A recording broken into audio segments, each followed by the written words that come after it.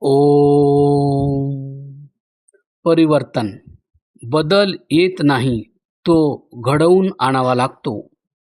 अध्याय क्रमांक 34. योग आणि आयुर्वेद यांच्या क्रांतीचे जनक महर्षी दयानंद. महर्षींच्या आगमनापूर्वी योगविद्या सर्वसामान्य जनतेपासून खूप दूर गेलेली होती. हिरा फक्त हिमालयाच्या गुहांमध्ये राहणाऱ्या योगी मुनी यांची विलक्षण विद्या मात्र मानले गेले होते. सामान्य व्यक्ती तर हिला प्राप्त करण्याविषयी विचार करण्याचीही क्षमता गमावून बसला होता आणि योगविद्या जीवनाच्या उन्नतीचे अंग न होता केवळ चमत्कारांचे साधन झालेली होती. वेदाची जी योगविद्या भारताची शान होती, पूर्ण जगातील लोक जी शिकण्यासाठी तरसत होते आणि जिच्यामुळे विश्वात भारताची वेगळी ओळख होती, ती योगविद्या केवळ काही लोकांकडून केले जाणारे चमत्कार मात्र बनून राहिली असेल तर याला दुर्भाग्य नाही तर काय म्हणावे. हीच स्थिती आयुर्वेदाची पण होती. जे चिकित्सा विज्ञान भारताला आयुष्मान बनवत होते ते केवळ काही लोकांचे उत्पन्नाचे साधन मात्र बनून गेले. जी चिकित्सा विद्या आम्हा भारतीयांच्या जीवनाचे आयुष्य 200 वर्षांपर्यंत करण्यास सक्षम होती, तिच्या अभावी आमच्याकडे जन्माच्या वेळी बालकांच्या मृत्यूचा दर सर्वाधिक झाल्यामुळे यापेक्षा अधिक लज्जास्पद काय असेल. आधी मोगल काळ व नंतर इंग्रजांच्या शासनकाळात या दोन्ही विद्यांना पूर्णपणे नाकारले गेले. योगाची विद्या देणारी गुरुकुले समाप्त झाली होती. मदरशामध्ये कुराणाचे शिक्षण होत असे. त्यात न योग होता न आयुर्वेद. इंग्रजी पद्धतीने उघडलेल्या शिक्षण संस्थानांमध्ये इंग्रजी पद्धतीने शिक्षण होत होते. त्यांच्या ग्रंथांत देखील योगही नव्हता आणि आयुर्वेदही नव्हता. महर्षी दयानंद या सर्व परिस्थितीला गांभीर्याने पाहत होते. ते घरातून निघालेच होते मृत्यूवर विजय मिळवण्यासाठी आणि त्याचा रस्ता योगमार्ग हाच होता. अनेक लोकांकडून त्यांनी ठिकठिकाणी योगविद्या शिकली, परंतु ते निराशच झाले. योगाच्या नावावर चमत्कार, खेळ व ढोंग हेच प्रचलित होते. दयानंदांनी देशाच्या प्राचीन वैभवाला जाणले होते. ते जाणत होते की आमच्या देशाच्या प्राचीन वैभवाचे व गौरवाचे खूप मोठे कारण योग आणि आयुर्वेद देखील राहिले आहेत. त्यांनी आपल्या जिज्ञासू प्रवृत्तीमुळे अनेक योग्यांकडून वेगवेगळ्या क्रिया शिकल्या. गुरु विरजानंद यांच्याकडून आर्ष पद्धतीने शिकल्यानंतर जेव्हा वेदादी ग्रंथांचे अधिक सखोलपणे अध्ययन करण्याची त्यांना संधी मिळाली, तेव्हा त्यांना आणखी अधिक योग व आयुर्वेद यांवर विश्वास होत गेला. त्यांच्या जीवनाचे अखंड ब्रह्मचर्य व सुंदर स्वास्थ्य याचे कारण योगमार्गावर चालणे व आयुर्वेदाचा पूर्ण उपयोग देखील होते. ते धैर्यपूर्वक अनेक विरोध असतानाही आपल्या सत्यमार्गावर निर्भय होऊन चालत राहिले. यामागील कारणही योगमार्गाचे अनुसरण हेच होते. अनेक वेळा विष दिले गेले. स्वामीजींनी नेवली वगैरे क्रियांच्या माध्यमांनी विष काढून स्वास्थ्य रक्षण केले. तसेच ते सदैव आयुर्वेदाच्या सगळ्याच नियमांचे पालन करत राहिले. अनेक प्रसंगी त्यांनी आपल्या शिष्यांना पत्रांमधून त्यांच्या स्वास्थ्यासाठी औषधांचे उपयोग म्हणजे नुस्खे लिहून पाठवले. एकंदरीत सांगायचे तर त्यांनी आपल्या व्यक्तिगत जीवनात हे सिद्ध केले की योग व आयुर्वेद मानव जीवनाकरिता खूप उपयोगी आहेत.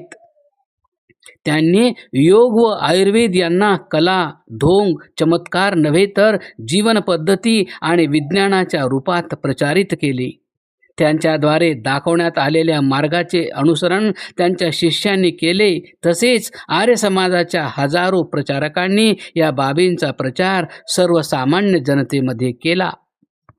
योगाला आर्य समाजाच्या सर्वच शाळा व गुरुकुलांच्या अभ्यासक्रमाचे अंग बनवले गेले. हळूहळू याचा प्रचार पुष्कळ प्रमाणात होऊ लागला. महर्षी दयानंदांचे स्पष्ट मत होते की जी वेदाची विद्या आहे ती कोणत्याही वर्गविशेषापर्यंत मर्यादित असावयास नको, ती तर सर्व प्राण्यांकरिता ईश्वराने प्रदान केलेली आहे आणि सर्वांचा हिच्यावर पूर्ण अधिकार आहे. ऋषी दयानंदांनी आपल्या प्रवचनांतून व ग्रंथामध्ये पुष्कळ प्रमाणात योगाचे महत्त्व दाखवून यास सामान्य व्यक्तीच्या जीवनाच्या उन्नतीचा मार्ग असल्याचे म्हटले. आता योग केवळ हिमालयाच्या कंदरामध्ये राहणाऱ्या योग्यांची विशेषता न राहून सामान्य व्यक्तीच्या जीवनाचा भाग बनत राहिला. एकेकाळी योग शिकण्यासाठी हिमालयाच्या शिखरावर राहणाऱ्या योग्यांकडे जावे लागत होते आणि आज ती योगविद्या जगभरातील विद्यालय व विद्यापीठांतून शिकवली जात आहे. योगाच्या नावावर पूर्ण विद्यापीठे उघडण्यात येत असून पार्क, गल्ल्या व घराघरांत योग शिकणाऱ्यांची व करणाऱ्यांची संख्या वाढत आहे. ही परिवर्तन क्रांती नाही तर काय आहे? आयुर्वेदाला स्थापित करण्याकरिता सुद्धा महर्षी दयानंदांची विचारधारा स्पष्ट होती. आयुर्वेद हा वेदाचा उपवेद आहे. याकरिता तो मनुष्य मात्रासाठी उन्नतीचे साधन आहे. तर मग तो काही लोकांपर्यंतच का मर्यादित राहावा?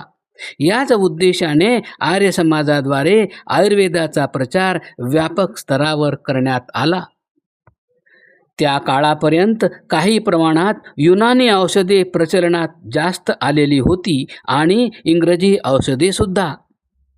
महर्षी दयानंदजी व आर्य समाजाच्या प्रेरणेनेच सुरुवातीच्या काळात आयुर्वेदिक महाविद्यालये आणि फार्मसी DAVद्वारे सन 1898 जालंधर येथे उघडण्यात आली.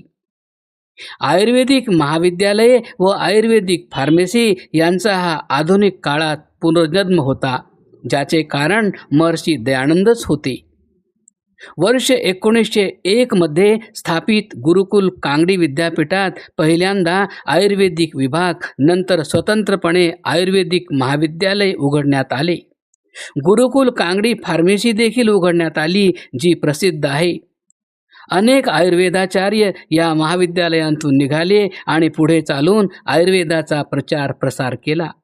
आज जवळजवळ प्रत्येक मोठ्या विद्यापीठात योगाचा विभाग आहे, आयुर्वेदाचा विभाग आहे आणि आधुनिक काळात योगगुरू नावाने विख्यात स्वामी रामदेवजी देखील महर्षी दयानंदांच्या गुरुकुल परंपरेतूनच पुढे येऊन पूर्ण जगात योग व आयुर्वेदाच्या प्रचार प्रसारात महत्त्वपूर्ण भूमिका पार पाडत आहेत.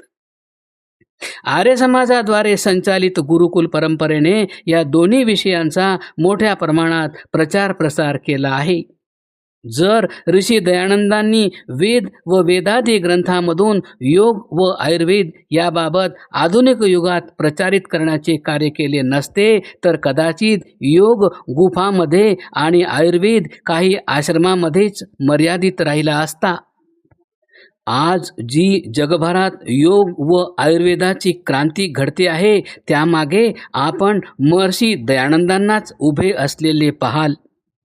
एकेकाळी ज्या आयुर्वेदाला घरगुती व तांत्रिकाकडून करण्यात येणारा उपचार म्हणून नाकारले जात होते, आज जगभरात त्याच आयुर्वेदाचे शिक्षण चालू आहे.